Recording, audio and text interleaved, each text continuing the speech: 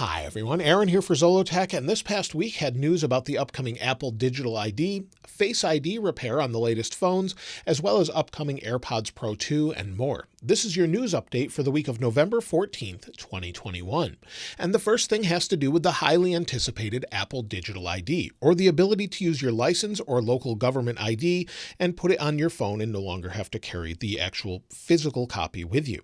Now, this is something that's going to be implemented state by state in the United States and then country by country as allowed by the local government. Apparently, Apple has lined out terms of services for states that want to implement this digital ID on the iPhone, and Apple is asking for states to have full support in order to implement this, meaning that they would hire staff to help you do this. Maybe you have to change an address on your ID.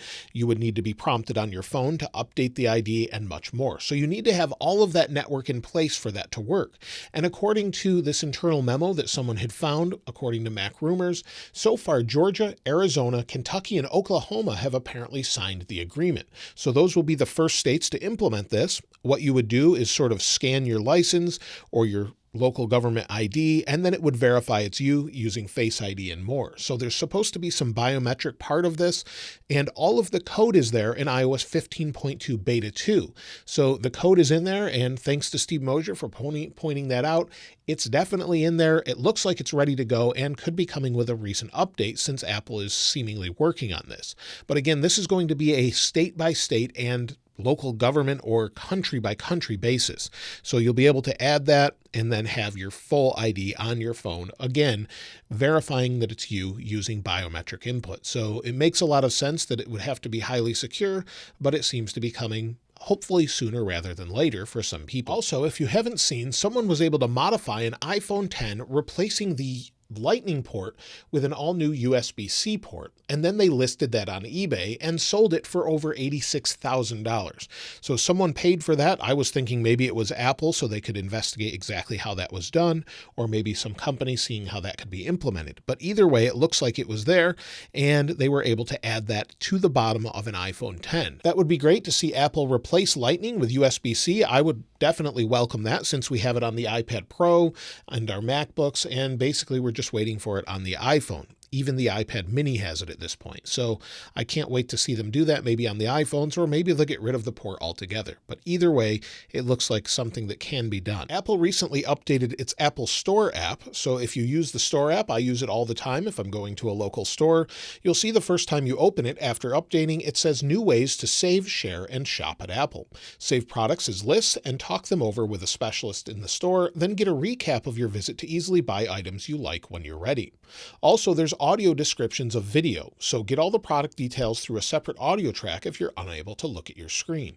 So those have been added to the Apple Store app, so if you need those things, they're there, and if maybe get a shopping list of things you want to take a look at when you go there. Within Apple Maps, they recently updated it to add monuments within Washington, D.C. So Washington, D.C. has been updated. You can see here is the World War II Memorial. It gives us more information about it.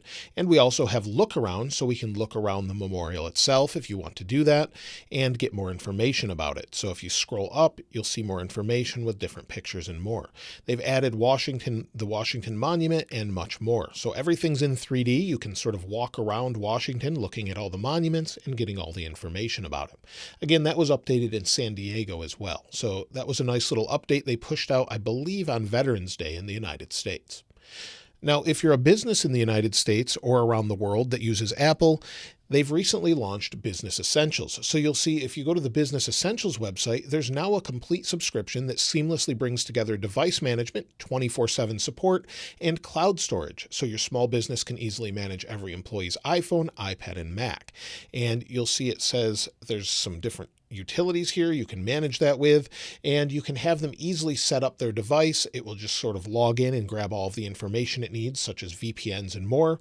And there's also a separate app so they can install all the different apps you need to use within the organization easily. So it makes things a little bit easier if you're managing a bunch of Macs or iPhones and iPads within your business. So it's nice to see them finally launch something like that. Now, a new patent shows that Apple is working on additional privacy features to allow you to see content of your iPhone using special glasses.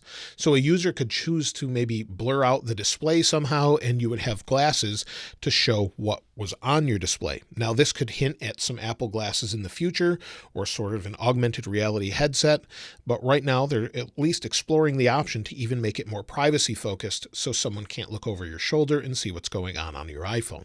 So that's something that was found on Patently Apple. They found that patent. It's publicly available and shows what it can do, or they talk about what it could do for you. Now, some good news for those of you that repair your own phone. iPhone 13 disables Face ID when you swap the display. This is something that was found and caused a lot of controversy, and Apple has decidedly reversed course on this. So now you'll be able to repair your phone, your display. Maybe a couple years from now, you crack your display, you don't have access to an Apple store, and you need to replace the glass. And doing that before, you just wouldn't be able to use Face ID. You'd have to use your passcode every time. In a future update, Apple has said that they'll reverse that so that it will just work now. So you'll be able to use Face ID and it will work with your normal iPhone like it always would when you replace the display. So that's something that's great news for those of you that need to replace your display or just want to fix it on your own. And they said it will be in a future update. So that could either be an upcoming iOS 15.1.1, where it would be minor security and bug fix updates with that ability to use Face ID after replacing the display, or they could be waiting for iOS 15.2. Now, I would expect if they're going to release an iOS 15.1.1, that it would be as soon as this week.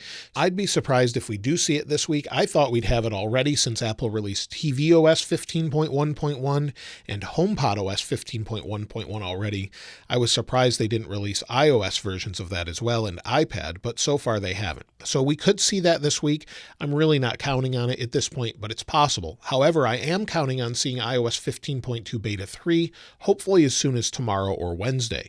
Typically, when we get to about a Beta 3, we'll have weekly updates, so we'll go from bi-weekly updates to weekly and then a final release.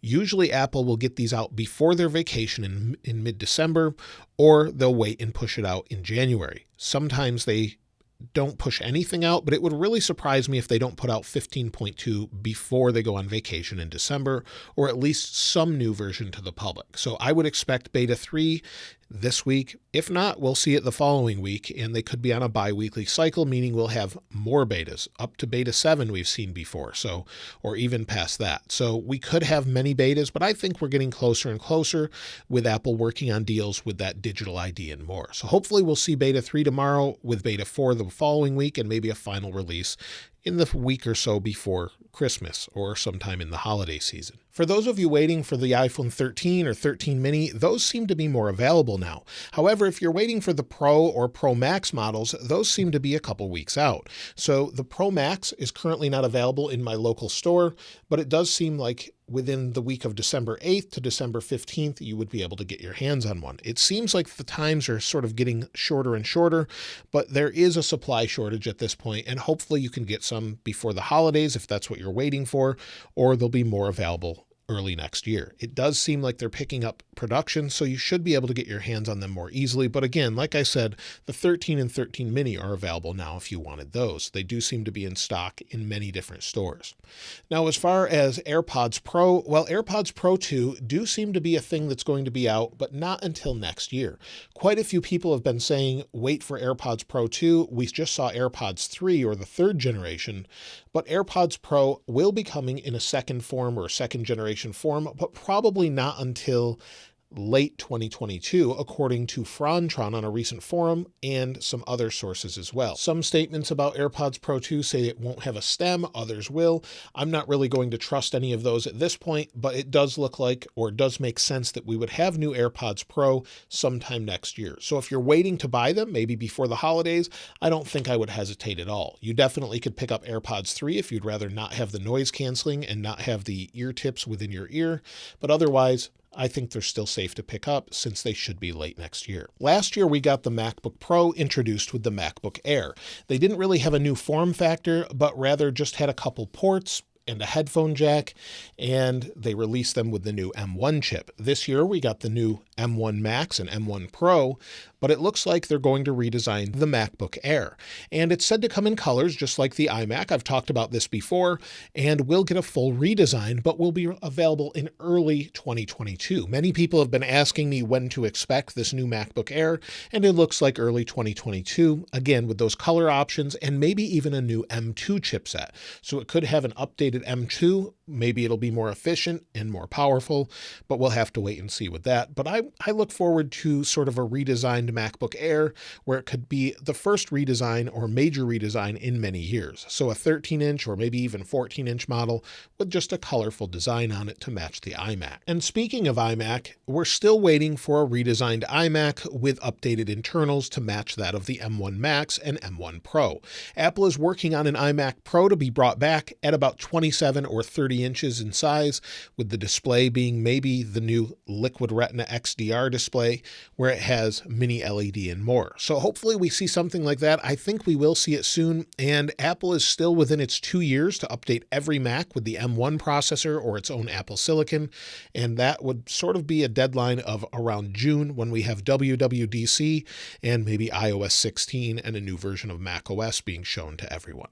So that makes a lot of sense. We should see that along with hopefully a new Mac Pro. That's the other thing we haven't seen, is a new M1 Silicon version of the Mac Pro, and being able to supply more power via a normal outlet, we should see even more power in those iMacs and Mac Pro. I can't wait to see what they have there. Now that's it for this past week's news. Of course, a lot of it was just different things they released, but let me know what you're looking most forward to this coming year. Are you looking forward to iOS 16, new Macs, or more? I'd love to hear from you in the comments below.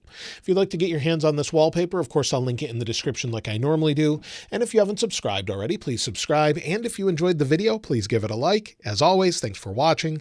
This is Aaron. I'll see you next time.